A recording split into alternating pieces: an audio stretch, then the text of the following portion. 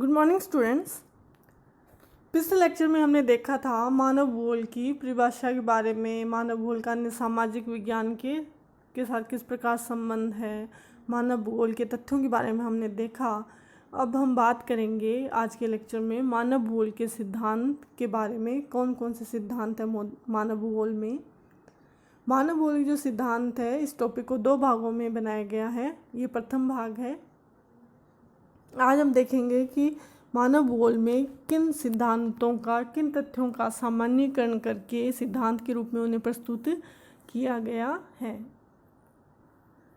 मानव भूगोल का प्रत्येक दृश्य, चाहे वह प्राकृतिक हो या सांस्कृतिक, वातावरण से संबंधित निरंतर परिवर्तित होता रहता है। तो मानव भूगोल का प्रत्येक दृश्य यानी मानव भूगोल क्या है, मानव भूगोल का केंद्रीय बिंदु क्या है, मानव, और मानव ने जो भूदृश्यों का निर्माण किया है, जो विकास किया है प्रकृति के सहायता से, चाहे वो प्राकृतिक है चाहे वो सांस्कृतिक वातावरण से संबंधित दृश्य है। प्राकृतिक दृश्य क्या हो सकता है, कोई भी स्थलाकृति हो सकती है, मृदा है, ये सारे प्राकृतिक है, जल संपदा है। सांस्कृतिक वातावरण से संबंधित तथ्य है, यातायात के साधन हैं, कृषि है, गृहों का निर्माण है, जो ये सभी, तो इनमें निरंतर परिवर्तन होता रहता है, ये स्थायी नहीं है। ये परिवर्तन वातावरण के तत्वों के संयुक्त प्रतिफल होते हैं, अर्थात पर्यावरण के सभी कारक संयुक्त रूप से कार्य करते हैं, इन सभी में एकता पाई जाती है। जब हम परिवर्तनों के बारे में हम देखते हैं तो हम ये पाते हैं कि ये सारे जो परिवर्तन हो रहे हैं वो किसी एक कारक के फलस्वरूप नहीं होते, बल्कि कई कारकों की जो अंतर्क्रिया के फलस्वरूप ये होते हैं। जैसे हम बात करें जलवायु, तो जलवायु जो है वो मात्र एक कारक से जो है वो जुड़ा हुआ नहीं होता, बल्कि उसके लिए वहाँ का धरातल किस प्रकार का है वो भी वहाँ जो उसको प्रभावित करता है, या वहाँ की अक्षांशीय दशाएं जो है वो किस प्रकार की है, किस प्रकार से वहाँ पे जो सूर्य ताप जो है वो वहाँ पे प्राप्त हो रहा है। तो पर्यावरण के सभी जो कारक है वो मिलजुल कर या संयुक्त रूप से कार्य करते हैं, और इन सभी में एकता पाई जाती है। इनको अलग अलग रख कर इनका अध्ययन नहीं किया जा सकता। मानव इस सभी में केंद्र स्थान रखता है, तथा पर्यावरण के साथ विभिन्न तरीकों से संयोजन करता है और विभिन्न सांस्कृतिक भूदृश्यों का निर्माण करता है। मानव का इन सभी जो भी हम देखते हैं परिवर्तन देख रहे हैं, इन सभी में मानव का केंद्रीय स्थान है, और विभिन्न तरीकों से मानव पर्यावरण के साथ समायोजन करता है, चाहे वो अनुकूलन करके करे, चाहे वो जो है पर्यावरण में रूपांतरण करके करे, और उसके फलस्वरूप एक सांस्कृतिक भूदृश्य का निर्माण करता है। इस तरह मानव भूगोल के तथ्य, उनके आपसी संबंध तथा मानव वातावरण संपर्क का अध्ययन कुछ नियमों पर आधारित है। इन्हीं नियमों को मानव भूगोल के सिद्धांत कहा जाता है। तो मानव भूगोल के जो तथ्य हैं हमने देखे, पिछले लेक्चर में प्राकृतिक तथ्यों के बारे में हमने बात की थी, मानवीय तथ्य या सांस्कृतिक तथ्यों की हमने बात की। तो मानव भूगोल की जो तथ्य हैं वो किस प्रकार से इंटररिलेट हैं, किस प्रकार से अंतर संबंधित है, किस प्रकार अंतरक्रिया करते हैं। मानव वातावरण संपर्क का अध्ययन की मानव का वातावरण के जो तत्व हैं उनके साथ किस प्रकार संबंध है। इसमें 2 बातें हैं कि एक तो मानव भूगोल के जो तथ्य हैं, प्राकृतिक तथ्य और सांस्कृतिक तथ्य, वे आपस में किस प्रकार संबंधित है। प्राकृतिक तथ्य और जो सांस्कृतिक तथ्य प्लस मानव जो है वातावरण के साथ किस प्रकार संपर्क रख रहा है, वो इसमें किस प्रकार परिवर्तन कर रहा है या स्वयं को परिवर्तित कर रहा है वातावरण के अनुसार। जब इनका अध्ययन किया जाता है तो कुछ सामान्यीकरण नियम जो है वो हमारे आगे आते हैं, इनका हम सामान्यीकरण कर सकते हैं, और इन्हीं नियमों को मानव भूगोल के सिद्धांत के नाम से जाना जाता है। अब हम देखते हैं मानव भूगोल के सिद्धांत। तो इसमें आपको जो स्लाइड में दिखाई दे रहा है मानव भूगोल के जो सिद्धांत दिखाई दे रहे हैं। मानव भूगोल के 3 प्रमुख सिद्धांत हैं। पहला है क्रियाशीलता का सिद्धांत, दूसरा है पार्थिव एकता का सिद्धांत, और तीसरा जो सिद्धांत है वातावरण समायोजन का सिद्धांत। हम बात करें क्रियाशीलता का सिद्धांत, नाम से ही पता चल रहा है, यानी कि क्रिया की बात चल रही है, काम की बात चल रही है। प्रकृति में जो है वो निरंतर क्रियाशील है, मानव निरंतर क्रियाशील है, कुछ भी स्थिर नहीं है। दूसरा जो सिद्धांत है वह है पार्थिव एकता का सिद्धांत। पार्थिव यानी पृथ्वी से जो रिलेटेड है, और एकता, तो अब यदि इसकी शाब्दिक व्याख्या भी करें तो यानी पृथ्वी से रिलेटेड जो भी है उन सभी में एकता पाई जाती है। तो मनुष्य पृथ्वी से रिलेटेड है। जितने भी प्राकृतिक दृश्य है वो भी धरातल पे ही हो रहे हैं, या सांस्कृतिक भू दृश्यों का निर्माण मनुष्य ने किया तो वो धरातल पे ही करता है। तो चाहे वो प्राकृतिक है अथवा वो सांस्कृतिक है, वो धरातल से या पृथ्वी से संबंधित है और उनमें एकता पाई जाती है, जिसे कहते हैं पार्थिव एकता का सिद्धांत। अगला जो है वो है वातावरण समायोजन का सिद्धांत। समायोजन का अर्थ होता है एडजस्टमेंट, की मनुष्य किस प्रकार से वातावरण के साथ एडजस्ट होता है। मनुष्य एडजस्ट दो प्रकार से हो सकता है कि एक तो वो स्वयं को प्रकृति के अनुसार ढाल ले, जैसा प्रकृति से, जैसे कि प्राचीन समय में मनुष्य इसी प्रकार से समायोजित होता था कि प्रकृति के अनुसार ही वो स्वयं को ढाल लेता था, अपनी जो आवश्यकता है उसी के अनुसार रखता था। जबकि दूसरा जो है रूपांतरण, जो कि आज के समय की हम बात करें तो उसमें मनुष्य ने अपनी तकनीक के सहायता से और जो प्रकृति है या वातावरण की जो तत्वों में परिवर्तन करना स्टार्ट कर दिया है, उनको अपने अनुसार करना उसने शुरू कर दिया है। जैसे रेगिस्तान है तो प्रकृति के अनुसार रेगिस्तान में वर्षा नहीं होती है तो वहाँ पे कृषि संभव नहीं है, लेकिन मनुष्य ने वहाँ पे नहर का निर्माण कर लिया है। जैसे हमारे जो इंदिरा गांधी नहर है तो नहर का निर्माण किया और नहर का निर्माण करके उसने वहाँ पे कृषि को संभव बना दिया है। तो इस प्रकार उसने जो वातावरण में कुछ तत्व जो थे उनमें उसने रूपांतरण कर दिया है अपनी तकनीक की सहायता से, अपनी जो बुद्धि कौशल की सहायता से। तो ये इसमें हम देखेंगे कि मानव किस प्रकार वातावरण साथ समायोजित हो रहा है, एडजस्ट कर रहा है। पहले हम आज बात करते हैं क्रियाशीलता के सिद्धांत के बारे में, प्रिंसिपल ऑफ एक्टिविटी। भौतिक तथा सांस्कृतिक वातावरण के सभी तत्व निरंतर परिवर्तनशील है। जब हम देखते हैं, हम अपने वातावरण की तरफ देखते हैं, चाहे भौतिक तत्व है चाहे वो सांस्कृतिक तत्व है, वो निरंतर क्या है, परिवर्तनशील है। हर क्षण, हर पल, हर वस्तु किसी न किसी प्रकार से बदलती है, उसमें कुछ न कुछ परिवर्तन आता रहता है। भूतल पर कुछ भी स्थायी नहीं है। हम ये नहीं कह सकते कि जो हम आज देख रहे हैं कल भी उसमें कोई परिवर्तन नहीं होगा, वह ऐसा ही रहेगा। बात करें हम भौतिक तथ्यों की तो भौतिक तथ्यों में हम धरातल की ही बात करें, हम पहाड़ देखते हैं, हिमालय पर्वत हम देख रहे हैं। हिमालय पर्वत का जब हम अध्ययन करते हैं, उसकी उत्पत्ति के बारे में हम देखते हैं तो हम देखते हैं कि जहाँ अब आज इतना ऊंचा विशाल हिमालय पर्वत है, वहाँ किसी समय तैथिस सागर लहराता था। और कुछ सदियों बाद जबकि अपर्दन और अपक्षय के कारकों द्वारा अपर्दन हो रहा है निरंतर हिमालय का, इसको एक समतल मैदान में भी परिवर्तित कर दिया जाएगा। अरावली पर्वतमाला विश्व की सबसे प्राचीनतम पर्वतमाला है। कहा जाता है कि जब इसका निर्माण हुआ तभी हिमालय से भी ऊंची थी। ले आज इसकी स्थिति क्या है कि मनुष्य इस पर आसानी से चढ़ रहा है।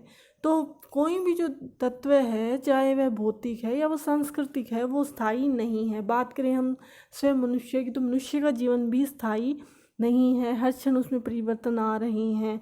वो स्वयं जो शैशवावस्था से बाल्यावस्था, किशोरावस्था, युवावस्था, प्रौढ़ावस्था और वृद्धावस्था से होकर गुजरता है। तो कुछ भी स्थायी नहीं। हम ये नहीं कह सकते कि हमें जो आज दिखाई दे रहा है वो भी कल भी वैसा ही रहेगा।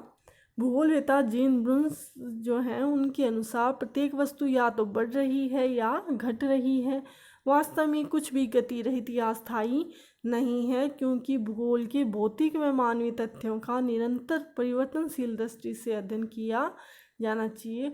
तो ब्रुन्स ने बताया कि हम देखते हैं, यदि हम आकलन करें, अध्ययन करें तो प्रकृति में ये वस्तु या तो घट रही है या वो बढ़ रही है। कुछ भी ऐसा नहीं है जिसमें गति नहीं है, गति रहित नहीं है या कुछ भी स्थायी नहीं है, सनातन नहीं है। इसलिए हमें जब हम भूगोल के भौतिक और मानवीय तथ्यों का अध्ययन की हम बात करते हैं तो हमें उनका अध्ययन भी इस प्रकार किया जाना चाहिए, निरंतर परिवर्तनशील दृष्टि की कैसे अध्ययन किया जाना चाहिए। हम इस प्रकार जो सिद्धांत है उसमें मुख्य रूप से कह सकते हैं कि इसका जो आधार है वो ये है कि परिवर्तन ही प्रकृति का नियम है। प्रकृति में निरंतर परिवर्तन होता रहता है। स्वयं पृथ्वी है तो पृथ्वी भी स्थिर नहीं है, पृथ्वी भी हर समय भ्रमण करती है और आकाश में सूर्य की चक्कर चारों तरफ चक्कर लगा रही है। बात करें वायुमंडल की तो वायुमंडल में भी गर्मी की जो मात्रा है, वर्षा है, उसमें चेंजेज आते रहते हैं, दिन रात में परिवर्तन आ रहे हैं। वायुमंडल में जो पवन चल रही है कभी वो धीमी है कि हम उसको अनुभव ही नहीं कर पा रहे, और कभी वो इतनी तेज़ हो जाती है वो तूफान का ही रूप ले लेती है। बात करें हम सांस्कृतिक दृश्य की, खेत में जो फसल होती है या वनस्पति है उसमें भी निरंतर विकास होता है। पर्वत की जो चट्टानें हैं वो भी कट कट के कहाँ जाती है, नदियों में जाती है, नदी फिर उस तलछट को मैदान में लाती है, और इस प्रकार पर्वत कट के नीचे होते रहते हैं और मैदान के जो झीलों के जो गड्ढे हैं बढ़कर सपाट होते रहते हैं। तो इस प्रकार हर जगह कोई ना कोई परिवर्तन आ रहा है, कुछ भी स्थायी नहीं है। पृथ्वी के तल पर जो परिवर्तन कर रहा है, जो शक्तियां हैं उनकी जो हम बात करें तो पृथ्वी तल पर हर समय परिवर्तन करने वाली शक्तियां 6 प्रकार की शक्तियां हैं जो आपको स्लाइड में दिखाई दे रही है। पहली शक्ति इसमें है पृथ्वी के गृहीय संबंध यानी ग्रह के रूप में पृथ्वी। दूसरी है पृथ्वी की विवर्तनिक शक्तियाँ जो कि आंतरिक भाग में उत्पन्न होती है। तीसरी है सौर्य शक्ति जो सूर्य से रिलेटेड है। और फोर्थ जो है वो है गुरुत्वाकर्षण शक्ति जो पृथ्वी के जो कोर से जनरेट होती है। जो पांचवी जो है वो जैविक शक्तियाँ हैं, जीव जंतु है, वनस्पति है। और जो सिक्स्थ है वो है ह्यूमन फोर्स यानी कि मानव शक्ति जो कि सबसे बड़ी शक्ति है। अभी हम बात करते हैं इन शक्तियों के बारे में। सबसे पहले जो शक्ति है उसके बारे में जो हम बात करें वो है पृथ्वी के गृहीय संबंध। ग्रह के रूप में पृथ्वी किस प्रकार की है, तो पृथ्वी जो है वो स्थिर नहीं है बल्कि गतिशील है। वो अपने अक्ष पर जो है वो हर पल घूमती रहती है।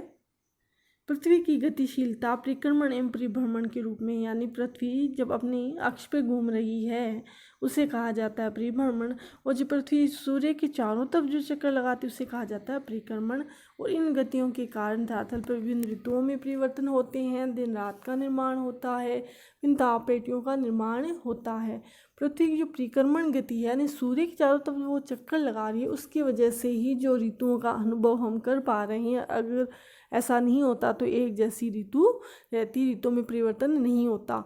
प्लस जो पृथ्वी है अपने अक्ष पर जो भ्रमण कर रही है यदि वो गति नहीं होती तो दिन रात नहीं होती, क्योंकि दिन तभी जो सूर्य के सामने जो भाग पृथ्वी का घूमते आता है वहाँ पे दिन हो जाता है और जो भाग पीछे रह जाता है वहाँ पे रात हो जाती है। विभिन्न जो ताप पेटियाँ उनका निर्माण किससे होता है, तापमान से होता है। और तापमान किससे प्राप्त होता है, सूर्य की स्थिति से कि सूर्य वहाँ पे किस प्रकार से चमक रहा है, सूर्य की जो हीट है वो कितनी प्राप्त हो रही है। तो विभिन्न ताप पेटियों का जो निर्माण है वो भी पृथ्वी गति से संबंधित होता है। अगली जो है वो है विवर्तनिक शक्तियाँ। विवर्तनिक शक्तियाँ जो है पृथ्वी के भीतर उत्पन्न होती है, ये पृथ्वी की आंतरिक शक्तियाँ हैं। और ये पृथ्वी के ऊपर 2 प्रकार के, या धरातल पे हम बात करें तो 2 प्रकार के परिवर्तन लेके आती है। पहला है दीर्घकालिक परिवर्तन। इन शक्तियों द्वारा धरातल पर लाए गए जो परिवर्तन है वो बहुत धीमी गति से होते हैं और हजारों वर्षों में दृष्टिगोचर होते हैं। दीर्घकालिक परिवर्तन यानी जैसे नाम से ही पता चला यानी ऐसे परिवर्तन जो हमें बहुत ही हजारों वर्षों बाद दिखाई देते हैं, बहुत धीमी गति से होते हैं। जैसे पर्वतों का निर्माण है तो पर्वतों का जो निर्माण है वो हजारों लाखों करोड़ों वर्षों में होता है, यानी कि हम ऐसे परिवर्तनों को अपनी आंख से देख पाना संभव नहीं हो पाता, इनको महसूस नहीं कर सकते।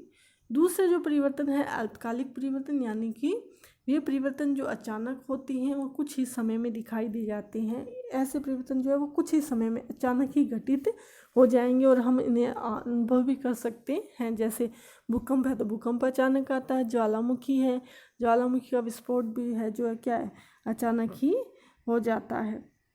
तो इस प्रकार ये जो परिवर्तन जो है वो अचानक और तेजी के साथ होते हैं। तीसरा हम बात करते हैं सौरिक शक्ति की। सौरिक शक्ति जो है वो बाह्य शक्ति है, यानी कि सूर्य ताप से जो बाह्य शक्तियाँ उत्पन्न होती है जो भूतल को परिवर्तित करती है। सौरिक शक्ति का वायुदाब में परिवर्तन होता है, हवाओं का चलना, वर्षा का होना, वाष्पीकरण आदि होते हैं। वनस्पति का विकास भी सौर शक्ति से ही होता है। वायुदाब जो है वो तापमान से संबंधित होता है और किसी भी स्थान का तापमान कम या अधिक होना वहाँ पे जो सोलर इंसोलेशन है, सोलर हीट कितनी प्राप्त हो रही है, सोलर एनर्जी कितनी प्राप्त हो रही है उससे प्रभावित होता है। तो जो 0 डिग्री का जो क्षेत्र है या भूमध्य रेखा की हम बात करें वहाँ पे सबसे निम्न वायुदाब होता है। उसकी वजह क्या है कि वहाँ पे सूर्य सीधा चमक रहा है, तो वहाँ पे सूर्य ताप जो है अधिक प्राप्त होता है, जिसकी वजह से तापमान बढ़ जाता है और वायुदाब कम हो जाता है। और वायुदाब में जो कम या ज़्यादा जो होता है उसी वजह से हवाएं चलती है। हवा जो है वो अधिक वायुदाब से निम्न वायुदाब की तरफ चलती है, तो हवाओं का चलना भी इसी वजह से हो पाता है। वाष्पीकरण की क्रिया है वो सूर्य की वजह से होती है। वर्षा का होना है वो भी सूर्य ताप की ही वजह से ही हो पाता है। वनस्पति का जो विकास है, जो कि हमारे जैव मंडल के आधार हैं, उत्पादक हैं, उनका विकास भी सौर शक्ति द्वारा ही होता है, क्योंकि जो सूर्य की जो प्रकाश संश्लेषण जो क्रिया जो पौधों में होती है वो सूर्य के द्वारा ही होती है, और अपने भोजन का निर्माण पौधे करते हैं और फिर आगे जो भोजन है अन्य पोषण स्त्रोतों में पहुंचता है। तो सूर्य जो है उसके द्वारा मनुष्य प्रत्यक्ष और अप्रत्यक्ष दोनों प्रकार से प्रभावित होता है। सूर्य कृपा जो शक्ति से जो वनस्पति उगती है, पशुओं तथा मनुष्यों को जीवन शक्ति मिलती है।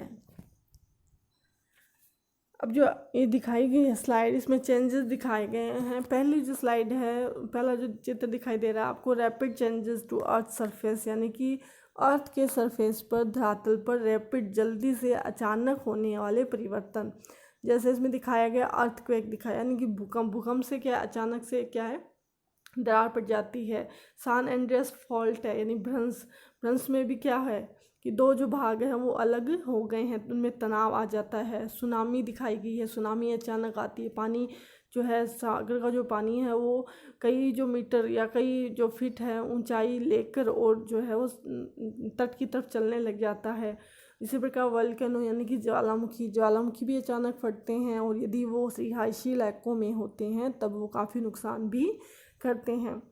इसी प्रकार हरिकेन यानी कि ये है तूफान है, ये एक प्रकार का यूएस में ये ज़्यादा आता है, ये चक्रवात है, और ये चक्रवात भी अचानक बनते हैं और उनसे काफ़ी मात्रा में नुकसान भी हो जाता है। तो ये पृथ्वी पर रैपिड चेंज लाते हैं, यानी अचानक परिवर्तित कर देते हैं किसी भी जगह का जो स्थान है। जैसे बात के सुनामी का जो आई थी, उस समय जब हम उसकी फ़ोटोज़ देखें, यानी सुनामी के आने से पहले की फ़ोटोज़, सुनामी के आने के बाद की जो विनाश हुआ, तो उन फोटो में बहुत अधिक परिवर्तन दिखा है। तो वो ये बताता है किस प्रकार उन्होंने अचानक उस जगह में परिवर्तन ला दिए हैं, किस प्रकार वहाँ उस सुनामी ने जो है वो विनाश लीला अपनी रची है। दूसरा जो फोटो दिखाई दे रही है, इसमें आपको दिखाई दे रहा है slow changes to earth surface, यानी कि अर्थ के सरफेस पे जो परिवर्तन आ रहे हैं वो बहुत धीरे आ रहे हैं, जैसे इसमें आपको दिखाया गया है। तो ये जो स्थलाकृति जो बनी हुई है वो अपरदन के या अपक्षय के द्वारा बनी गई है, और ये जो बीच का जो भाग है वो हवा के द्वारा काटा गया है, या जो नदी के द्वारा काटा गया, अन्य किसी भी अपरदन कारक द्वारा उसे काटा जाता है, या अपक्षय द्वारा जो एक स्थैतिक जो प्रक्रिया है उसके द्वारा ये नष्ट हुआ है। तो इसको धीरे धीरे नष्ट होने में हजारों वर्ष लग जाते हैं, तब जाकर इस प्रकार स्थलाकृति का निर्माण होता है। तो ये जो परिवर्तन है वो अचानक से दृष्टिगोचर नहीं होंगे, बल्कि इनको जो है सैकड़ों वर्ष लगेंगे इस प्रकार का परिवर्तन दिखाई देने में। जैसे स्थलाकृति बनी है तो ये अचानक नहीं बनी, एक दिन में नहीं बनी है, या एक महीने में नहीं बनी है, एक साल में नहीं बनी है, बल्कि सैकड़ों वर्षों का ये परिणाम, यानी कि दीर्घकालीन चेंज ये बताती है।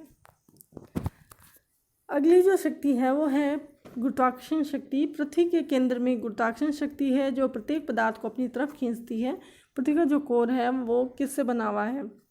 लोहे से बना है, जिसकी वजह से इसमें जो है गुरुत्वाकर्षण शक्ति पाई जाती है, जो पृथ्वी प्रत्येक पदार्थ को अपनी तरफ खींचती है। पृथ्वी के धरातल पर स्थित प्रत्येक वस्तु इसी शक्ति के कारण संतुलित अवस्था में पाई जाती है। ये धरातल की अनियमितताओं को नियमित करती है। इसी कारण वायुमंडल का निर्माण जल का ऊपर से नीचे प्रवाह होता है। वायुमंडल जो है वो हमारी पृथ्वी के सदैव क्या है, साथ में है, स्थित है। तो उसकी वजह क्या है कि गुरुत्वाकर्षण शक्ति जो वायुमंडल को इधर उधर जाने नहीं देती। नदी का जल है वो सदैव ऊपर से नीचे की तरफ आता है। कोई भी वस्तु है जो ऊपर से नीचे की तरफ आ रही है तो उसकी एक वजह, उसकी जो वजह क्या है वो है पृथ्वी की गुरुत्वाकर्षण शक्ति, जो कि निरंतर किसी भी वस्तु को अपनी तरफ एकत्रित करती है। जैसे वायुमंडल है, तो वायुमंडल जो हमारे पृथ्वी के साथ सटा हुआ है, तो वायुमंडल की जो सबसे निचली जो परत है उनमें सबसे अधिक वायु एकत्रित होती है, क्योंकि जैसे जैसे ऊपर जाएंगे वैसे वैसे गुरुत्वाकर्षण शक्ति कम होती जाएगी, जबकि पृथ्वी के पास में गुरुत्वाकर्षण शक्ति सबसे अधिक होती है। अब मनुष्य को जीवित रहने के लिए सांस लेनी पड़ती है, ऑक्सीजन की आवश्यकता होती है। तो गुरुत्वाकर्षण शक्ति इस ऑक्सीजन को खींचकर पृथ्वी तल का जो समीप वाला जो वायुमंडल का भाग है वहाँ पे इकट्ठा कर देती है। तो ये भी क्या है, इसकी वजह से जो जीवन संभव हो पाता है। अगला जो है जीवीय शक्तियाँ या जैविक शक्ति।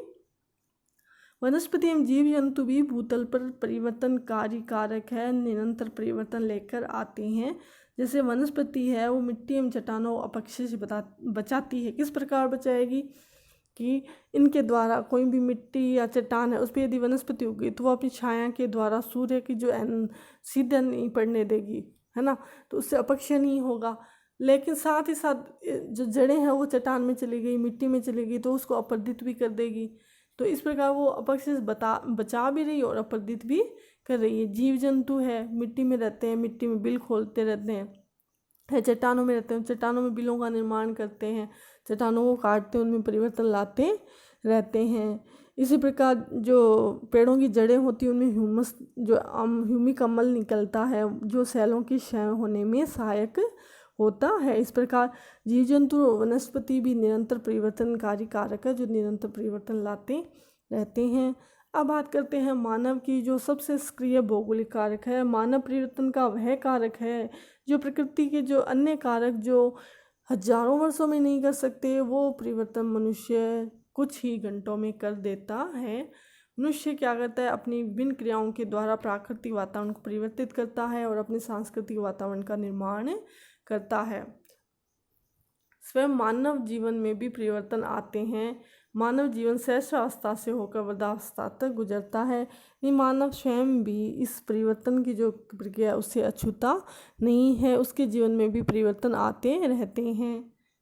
तो इस प्रकार हम देखते हैं कि परिवर्तनशीलता या गतिशीलता का सिद्धांत जो है वह एक सार्वभौमिक सिद्धांत जो कि पूरे धरातल पर लागू होता है, उसे कहते हैं सार्वभौमिक सिद्धांत। तो ये सार्वभौमिक सिद्धांत है, धरातल पर कुछ भी स्थिर नहीं है, कुछ भी शाश्वत नहीं है, हर समय निरंतर हर पल हर क्षण कुछ ना कुछ परिवर्तन हो रहा है। प्रकृति निरंतर परिवर्तित ला रही है, मनुष्य परिवर्तन ला रहा है, मनुष्य स्वयं परिवर्तित हो रहा है, उसका सांस्कृतिक वातावरण में परिवर्तन आ रहे हैं। यानी कि परिवर्तन ही प्रकृति का नियम है। हम कहीं पर भी देखें हमें परिवर्तन दिखाई देते हैं। जीवन का कोई भी जो पहलू ऐसा नहीं है जहाँ पे परिवर्तन नहीं होते हों। तो परिवर्तन ही प्रकृति का नियम है और क्रियाशीलता का सिद्धांत एक सार्वभौमिक सिद्धांत है जो संपूर्ण पृथ्वी तल पर लागू होता है। तो आज हमने मानव भूगोल के जो 3 सिद्धांत हैं उनमें से पहला जो सिद्धांत था कौन सा, क्रियाशीलता का सिद्धांत, प्रिंसिपल ऑफ एक्टिविटी पढ़ा। और अगले लेक्चर में हम जो बचे हुए 2 जो सिद्धांत हैं उनके बारे में डिटेल से अध्ययन करेंगे। धन्यवाद।